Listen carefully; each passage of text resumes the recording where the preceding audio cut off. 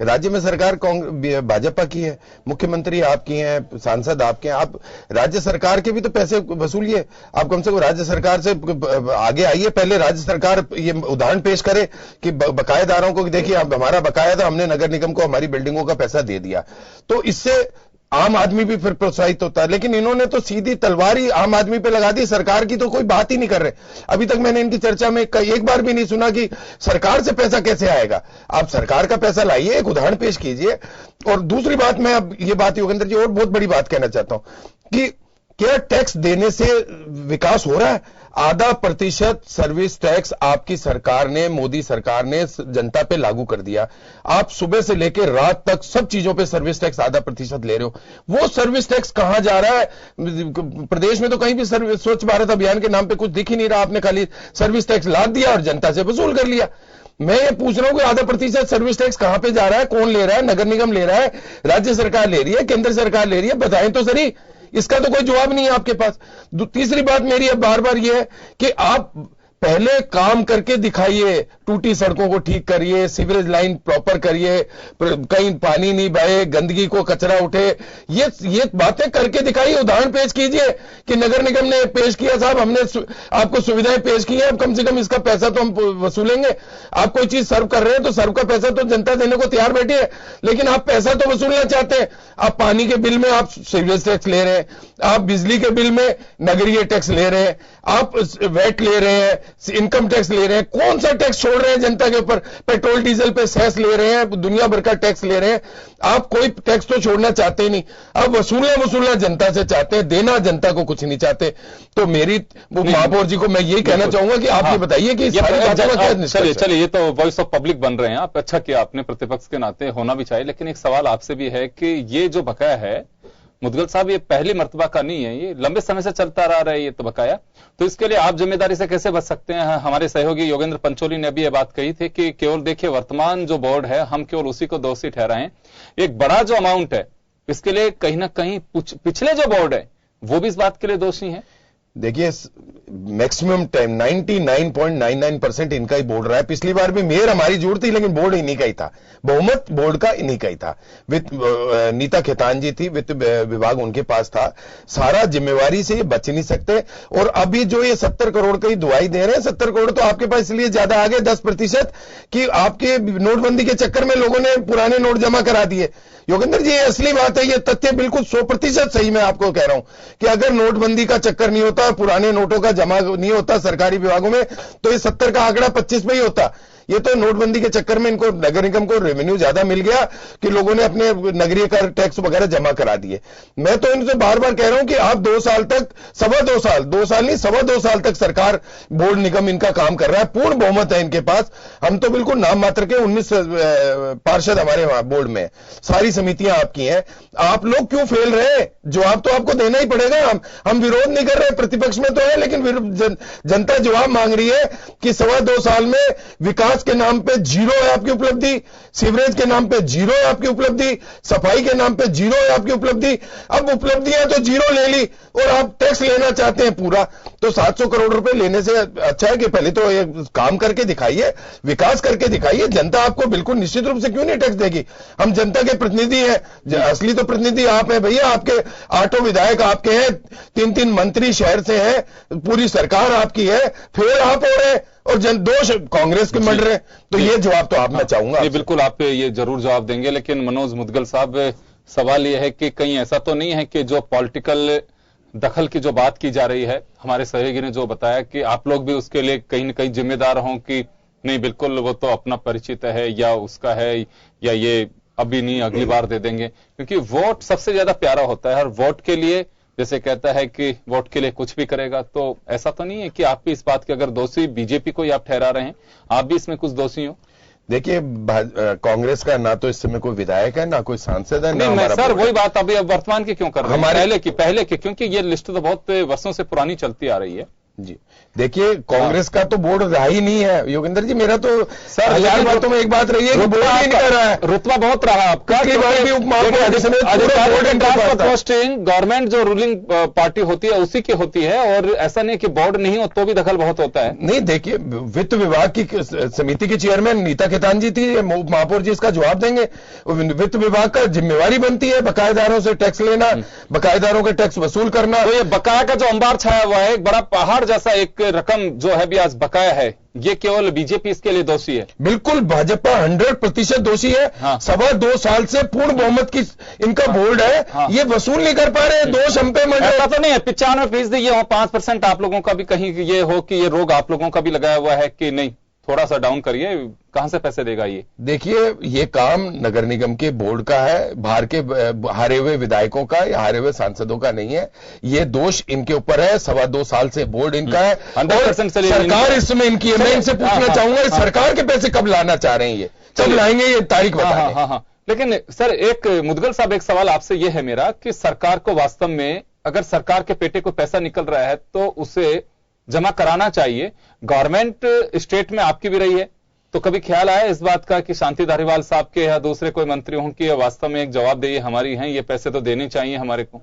देखिए, कांग्रेस की जब भी सरकार रही, हमने निगम को हमेशा पैसे की सहायता दी, आर्थिक सहायता भी दी, विकास कार्य अवरुद्ध नहीं होने दिए। जो बकाया जो टैक्स बकाया है गवर्नमेंट बिल्डिंग्स का, नहीं बिल्कुल, हमने कभी भी, हमारा बोर्ड रहा, हमने कभी मना नहीं किया, हमारा इंटरवेंस कभी भी नहीं रही इस मामले में।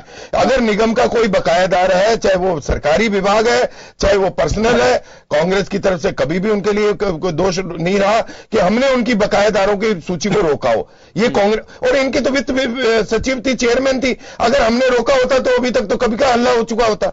जब नीता खेतान जी खुद वित्त विभाग को देख रही थी, तो अगर हमारी मेयर या हमारा कोई विधायक कुछ बोलता तो सबसे ज्यादा तो इनकी चेयरमैन ही नहीं की थी, वो तो कभी का हमारा नाम ओपन कर चुकी होती। लेकिन हमारे पे कोई आरोप है ही नहीं, तो ये साबित करके दिखाएं।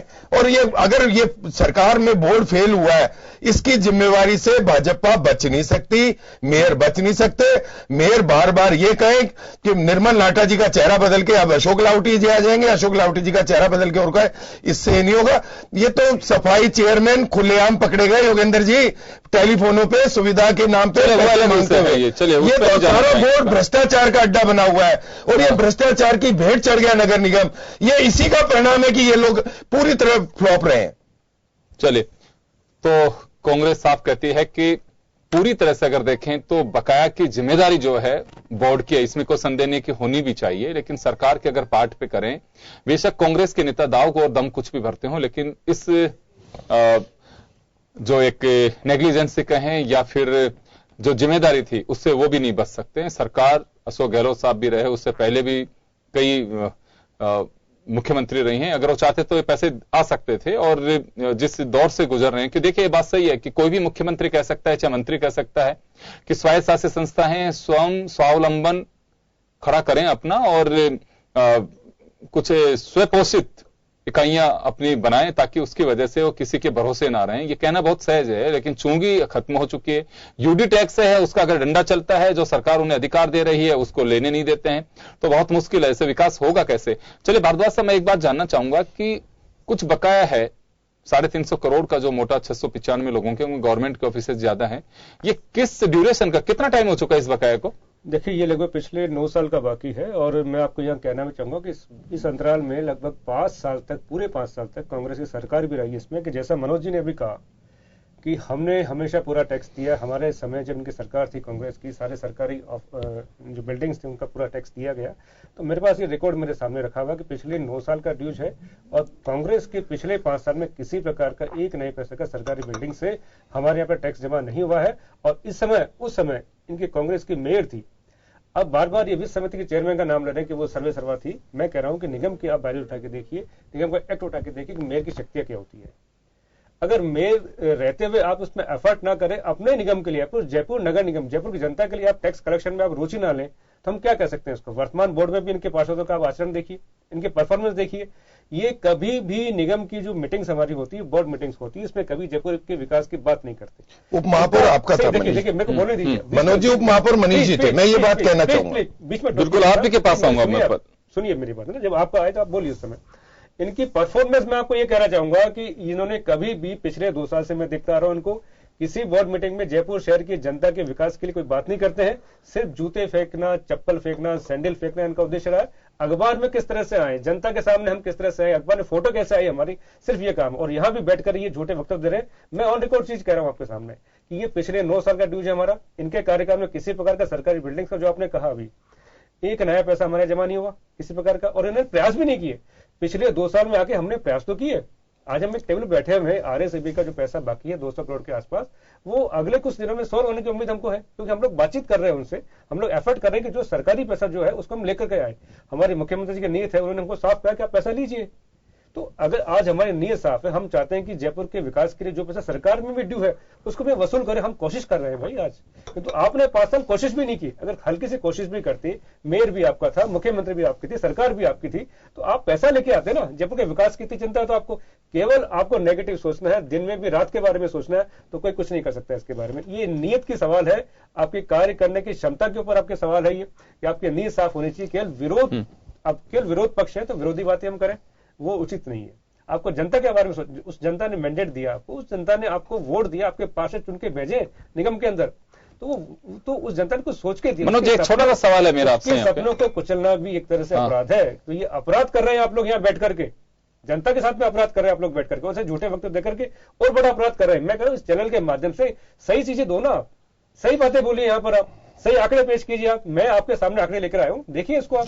योगेंद्र जी, मैं इनसे पूछना चाहता हूं कि आपकी 2.25 साल से बोर्ड था, आपने सरकारी भवनों से कितना पैसा लाया? ये हमारे ऊपर आरोप लगा रहे हैं, खुद उप महापौर हैं, उप महापौर महोदय, आप ये बताएं कि सरकारी विभागों से आप कितने पैसे ला पाए, इस बात का बिल्कुल स्पष्ट जवाब दीजिए। आप प्रयास करते हैं तो प्रयास तो पूरी दुनिया करती है। एक तथ्य क्लियर होना, एक तथ्य आना। प्रयास करते हैं मत बनिए, आना अलग चीज है, मिलना अलग चीज है। आप बताइए बात। अब मैं आपके तर्कों को समझ नहीं पा रहा हूँ। पिछली बार भी आपने भी बोला अभी कि पहले आप विकास करके दिखाइए फिर टैक्स वसूल कीजिए। नहीं, सरकारी विभागों की सरकार तो आपकी है भाई। कैसी बातें कर रहे हैं कि पहले विकास कैसे होगा? विकास पैसे से होगा ना। जब तक टैक्स को वसूल नहीं करेंगे विकास कैसे कर पाएंगे? आप इस तरह के तर्क दे रहे हैं कि जो नहीं, मैं सरकारी विभाग की बात की है मनोज जी, मैंने सरकारी विभाग की कि आप 2.25 साल से उप महापौर हैं, सरकारी विभाग से कितने रुपए आए, ये बात आप चैनल के माध्यम से जनता को बता दें, बड़ी सहूलियत होगी आपकी। भाई मैं आपको 2 बार कह चुका हूं कि पहली बार हमारा बोर्ड बनने के बाद में 2 साल में हमने प्रयास किया और हम लोग प्रयास की कुछ आया पैसा? सुनिए ना, शून्य। पूरी अमाउंट बता रहे हैं, अमाउंट बता रहे हैं जी, मुदगल साहब अमाउंट बता रहे हैं। इस तरह की बेवजह तर्क देकर के जनता को गुमराह न करें, पूरी बात सुनिए। मैंने कहा अगले कुछ दिनों में हम लोग, अभी तक तो नहीं है, तो मान गए? ओहो, आपकी सरकार है, पूर्ण बहुमत की सरकार है, रिजल्ट 0। मैं नहीं बोल रहा, मुदगल साहब एक घास की बातें कर रहे हैं, मुदगल साहब काट रहे हैं। 2.25 साल में पूरी तरह फेल हो गए। जिस सरकार आपकी पूरी फेल हो गई है आपकी। आप खुद चैनल पे बोल रहे हैं, किस तरह से बात कर सकते हैं? आप चैनल पे बोल रहे हैं कि हम कुछ भी नहीं रह पाए सरकार से। आप जनता का हक कैसे छीन रहे हो? आप सरकार का हक नहीं ले पा रहे, सरकार में मंत्री आपके। एक बार मुदगल साहब, मेरा एक सवाल ये है, देखिए मैं कहना चाहूंगा, मेरी बात सुनिए आप। मैं कहना चाहता हूँ ये कि पिछले 5 साल जब कांग्रेस की सरकार थी, कांग्रेस की सरकार, हमारा बोर्ड नहीं था, ऐसा लेके नहीं आ पाए। अब 2.25 साल में आप उप महापौर हैं, जनता को जवाब मार। मेरा एक सवाल है, किस मुझे से पूछ रहे हैं? डिप्टी मेयर साहब, मेरा एक सवाल है, पूछने का अधिकार नहीं है। डिप्टी मेयर साहब, नहीं है, जनता को 2.25 साल में क्या लाया? जनता को दिखाए ना, आपके पार्षद क्या करें वहां पर? हमारे पार्षद मुख्यमंत्री नहीं है, हमारे यूडीएच मंत्री नहीं है। आप कहां बात कर रहे हैं? आप अपने हक ही, आप बिल्कुल, आप तो ऐसे लग रहा है जैसे विपक्ष में बैठे हैं, सत्ता में हम है। उसको देखिए ना, उप महापौर महोदय, आप तो ऐसे लग रहा है सत्ता हमारे नाम डाल रहे हैं। आपके कर्मों का नतीजा को आपने 0 कर दिया।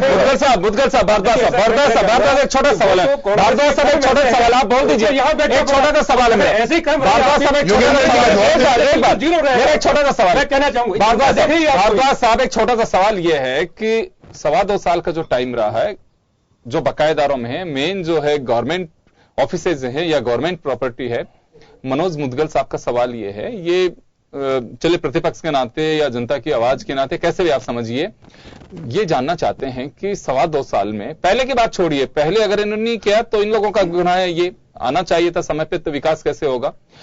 लेकिन अगर पूछ रहे हैं ये, तो आप एक बार बता सकते हैं कि 2.25 साल में गवर्नमेंट ऑफिसेज से कितना टैक्स आप लोगों ने वसूला, जो 350 करोड़ का आप आंकड़ा बता रहे हैं, ऐसा कुछ है अभी? देखिए, सबसे पहले तो मैं कहना चाहूंगा आपको कि ये अधिकार उस व्यक्ति को होता है जिसने कुछ एफर्ट भी किए होते हैं। हाँ, आप एफर्ट ना करते हैं और आप कोई हमारे सामने कोई चीज सामने नहीं रखते और फिर आप केवल पूछने का अधिकार रखते हैं।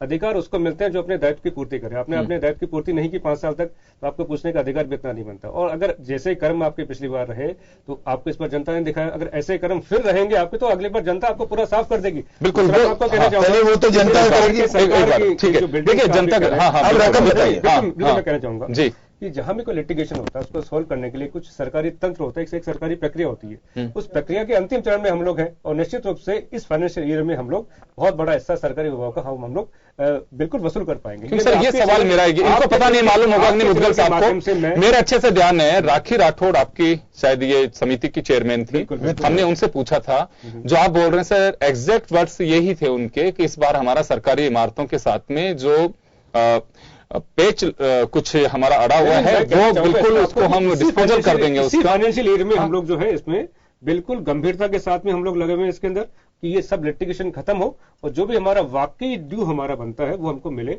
निश्चित रूप से इस फाइनेंशियल ईयर में मैं ऐसा नहीं करूंगा, अगले 2.25 साल में आप नहीं ले पाए, 2.25 साल नहीं ले पाए, कर पाएंगे इसको में। तो अभी तक तो कुछ नहीं ले पाएंगे है, उम्मीद की जानी चाहिए कि इस फाइनेंशियल ईयर में 31 मार्च तक बिल्कुल निश्चित कुछ शायद आप लोग जुटा लेंगे, प्रयास करेंगे। लेकिन गैर सरकारी जो संस्थाएं हैं, होटल्स हैं, हॉस्पिटल्स हैं, बड़ी प्रॉपर्टीज हैं, उनका क्या होगा? जैसे मैंने बताया ना कि लगभग जो आधा टैक्स हमारा है 700 करोड़ में से, वो लगभग 695 बकायेदारों के अंदर है। हाँ, वो गवर्नमेंट के लोग ज्यादा हैं इसमें।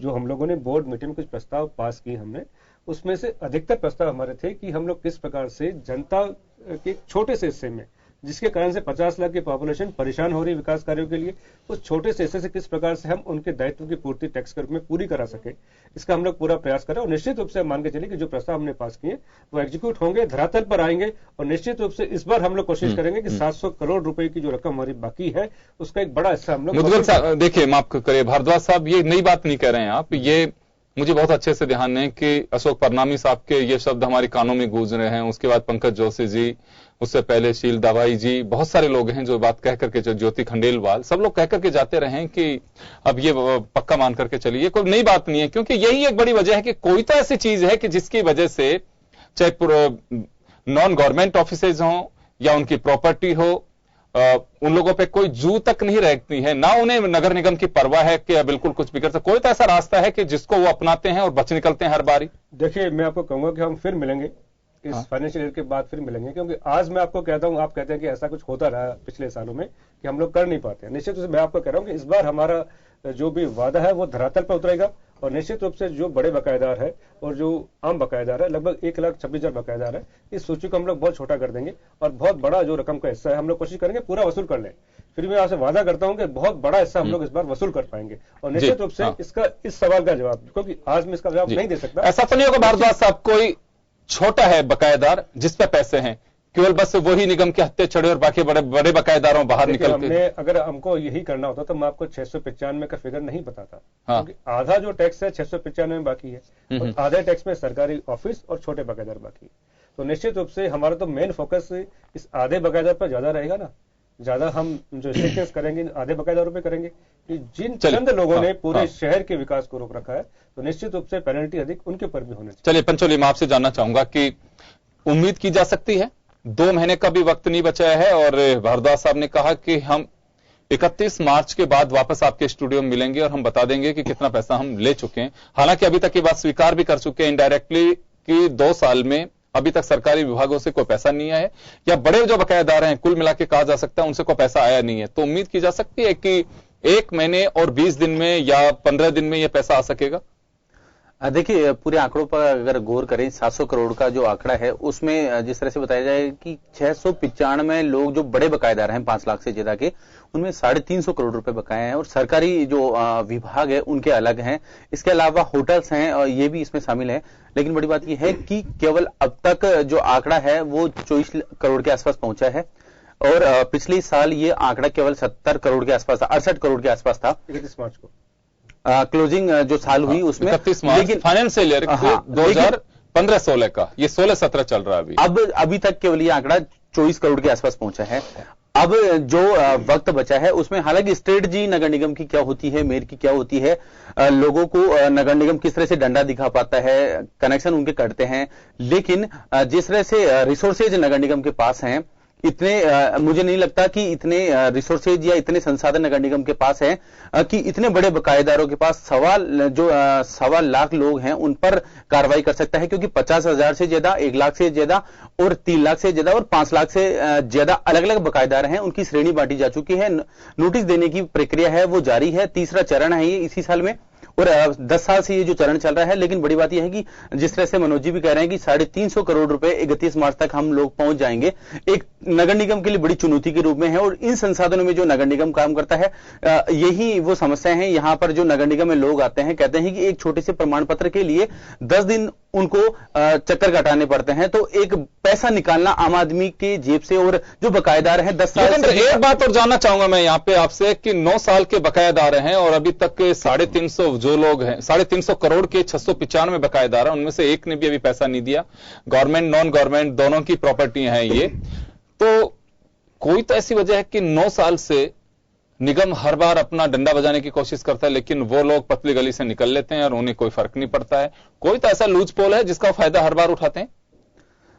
देखिए, जिस तरह से मैं 2009 से नगर निगम कवरेज कर रहा हूं और हर चीज मैंने देखी है बारीकी से, इस चीज को भी मैंने पर्सनली देखा है कि किस तरह से एक डर जो प्रशासन का होना चाहिए, शहरी सरकार का जो डर आम आदमी में होना चाहिए टैक्स को लेकर, उसका नहीं होता। बड़ी बात यह है, खुद जो मेयर है अशोक लाहोटी, उन्होंने स्वीकार किया है कि इनकम टैक्स का जो फिगर होता है लोग उसमें कोई बार्गेनिंग नहीं करते, जबकि यहां पर जो मूल राशि है, पेनल्टी है, उसमें 100% जो ब्याज और पेनल्टी है उसमें 100% छूट दी गई है, और साथ ही जो मूल राशि है उसमें भी 50% रिबेट दी गई। उसके बावजूद भी लोग ना कभी कोई फोन कॉल कर रहे हैं, ना कोई बकाया है। हालांकि पिछले दिनों, जब पिछले साल की मैं बात करूं, उसमें कुछ कुर्की की कार्रवाई हुई थी, उसके बाद जरूर यह आंकड़ा 70 करोड़ के आसपास पहुंचा था, लेकिन एक डर जो प्रशासन का होना चाहिए वो डर कहीं नहीं देखने को मिल रहा। चलिए दुग्गल साहब, मैं आपके पास में आना चाहूंगा, और ये बात लगातार कही जा रही है कि पैसे की वसूली एक बड़ी चुनौती है। चुनौती देखिए, विकास के लिए पैसा भी चाहिए। कहीं ऐसा है कि आप लोगों को कुछ सहयोग मिल सके, क्योंकि हम अगर इसी बात को लेकर के उलझते रहेंगे कि पूर्ववर्ती सरकार ने पैसे नहीं दिलाए, इनके टाइम का भी है, क्योंकि 9 साल में सरकार आपकी भी आई है, एक बार मेयर आपकी भी रही है, तो जिम्मेदारी तो देखिए कहीं न कहीं आप लोगों की भी है। लेकिन सवाल अभी भी जनता का यह है कि 9 साल से अगर पैसे जमा नहीं हो रहे तो उन बकायेदारों को ऐसा कौन सा रास्ता मिल रहा है कि जिसकी वजह से बिल्कुल उस रास्ते को अपनाते हैं बजाय पैसे देने के। देखिए योगेंद्र जी, मैंने उप महापौर जी से एक बात पूछी थी कि आपने स्वच्छ भारत अभियान के नाम पे 0.5% टैक्स चार्ज किया, केंद्र सरकार ने लगाया, राज्य सरकार ने वसूल कर लिया। वो पैसा किस मद में जा रहा है, कितना पैसा इकट्ठा हुआ, कौन उसको उपयोग ले रहा है, वो पैसा क्यों नहीं नगर निगम को दिया जा रहा? जब नगर निगम बड़े बड़े दावे कर रही है, जब स्वच्छ भारत अभियान कौन करेगा? नगर निगम करेगी। नगर निगम के कर्मचारियों के ऊपर पैसा बरतना चाहिए, इनके संसाधनों पर पैसा लगना चाहिए। ये लोग अभी भी गोलमोल बातें कर रहे हैं। ये बात बताने में उप महापौर जी बिल्कुल असमर्थ है कि वो 0.5% टैक्स, सर्विस टैक्स गया कहां पे? वो पैसा जो जनता से करोड़ों अरबों रुपए आपने वसूल कर लिया, इनकी गाड़ी कमाई को रख लिया, वो पैसा कहां पे है? दूसरी बात, मैं इनसे बार बार ये पूछ रहा हूं कि आप लोग 2.25 साल में फेल हो गए, चलो मान लिया, आप बड़ी बड़ी बात दावे कर रहे हो, आपका कौन सा शिष्टमंडल गया है, मुख्यमंत्री जी से मिला है या यूडीएच मंत्री से मिला है कि सरकारी इमारतों के पैसे हमको दिलवाए जाए? अभी तक तो मैंने कहीं भी इनका शिष्टमंडल को कहीं भी, सिर्फ बातें चल रही है, किसी न्यूज पेपर में नहीं आया। ये पंचोली जी बैठे, आप हमें एक भी उदाहरण पेश कर दें कि आप मुख्यमंत्री के द्वार पे गए हो। आपको ये लग रहा है कि निगम के बोर्ड के ही प्रयास पर्याप्त नहीं किया उन्होंने? बिल्कुल विफल है, बिल्कुल विफल है। अच्छा, एक भी बार आपके संवाददाता यहाँ पे आदरणीय पधारे में यहाँ पे हमारे साथ है, इनसे पूछ लें कि कहां कवरेज हुई है कि इन्होंने जाके पार्षदों ने, बीजेपी के पार्षदों ने, बीजेपी के बोर्ड ने, बीजेपी के महापौर ने जाके सरकार पे धरना दिया हो कि साहब हमारी इमारतों के पैसे नहीं आ रहे, हमको दिए जाए तो जिससे विकास चालू किया। चलिए मैं माफी चाहूंगा, इनके विधायक का इन्वॉल्वमेंट नहीं है, इनके सांसद का कहीं समय का अभाव है, मैं माफी चाहूंगा। तो कुल मिला के बात यह है कि नगर निगम जयपुर के 700 करोड़ रुपए का यूडी टैक्स बकाया है, जिसमें से 350 करोड़ रुपए 695 लोगों पर, 1,26,000 लोग ऐसे हैं जिन पर 40 लाख रुपए बकाए हैं। लेकिन बकायेदारों में मोटी बात यह है, रोचक जो बात है वो है कि सरकारी विभाग ज्यादा है, जिसमें अकेला बिजली विभाग 200 करोड़ का बकायेदार है। ये वास्तव में एक बड़ी चुनौती है, लेकिन बीजेपी हो चाहे कांग्रेस हो, इस जिम्मेदारी से बच नहीं सकते कि 9 साल की लंबी अगर लिस्ट हो और जिसके अंदर निगम का डर कम हो और बच निकलने का रास्ता ज्यादा हो, तो मुझे लगता है कि सवाल जरूर खड़ा होता है, कि नियत पे भी सवाल खड़ा होता है और प्रयासों पे भी होता है। अब उम्मीद है और वादा करके जा रहे हैं डिप्टी मेयर साहब की हम बात करेंगे 31 मार्च के बाद में। हमारी शुभकामनाएं आपको कि जरूर पैसे आप वसूल हैं, लेकिन बात सही है कि मानवाधिकार आयोग ने जो डंडा चलाया है वो भी वाजिब है कि किसी का सीवरेज कनेक्शन आप नहीं काट सकते, दूसरे तरीके आप अपनाइए।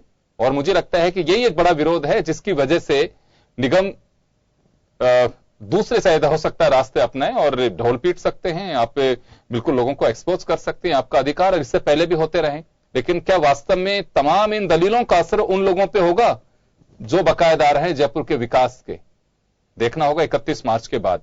चलिए, बहुत बहुत शुक्रिया आप सभी का, और खास खबर में बस इतना ही। दीजिए इजाजत, नमस्कार।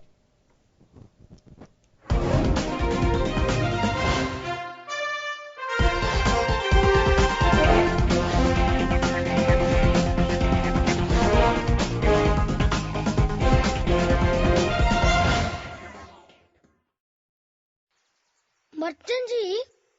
हाँ बोलिए बच्चा जी। आपकी एक फिल्म मर्द थी ना? हाँ थी। मर्द वही होता है ना जो गुंडे को उठा उठा के पटकता है, उन्हें फेंकता है। अरे नहीं यार, मर्द वो होता है जो परिवार की रक्षा कर सके, उन्हें सुरक्षित रख सके, वो मर्द होता है। अच्छा, सुरक्षित रख सके? हाँ। वो देखो वहाँ, वो, और जो लोटा लेके खुले में शौच करे। ओ पहलवान जी, कहाँ भैया? खुले में शौच करना कोई मर्दानगी का काम नहीं होता है, इससे तो सिर्फ बीमारियां फैलती हैं। अरे घर के अंदर शौचालय बनाइए, वहाँ शौच कीजिए, अपने पूरे परिवार को बीमारियों से बचाइए। और अब तो स्वच्छ भारत अभियान के अंतर्गत भारत सरकार भी घर के अंदर शौच बनाने के लिए मदद कर रही है। तो आप भी घर में शौचालय बनाइए, खुद भी जाइए, परिवार को भी उसमें ले जाइए, और जब बच्चा समझ सकता है तो आप भी समझ जाइए, वरना उठा के पटक देंगे आपको, बोले दे रहा है।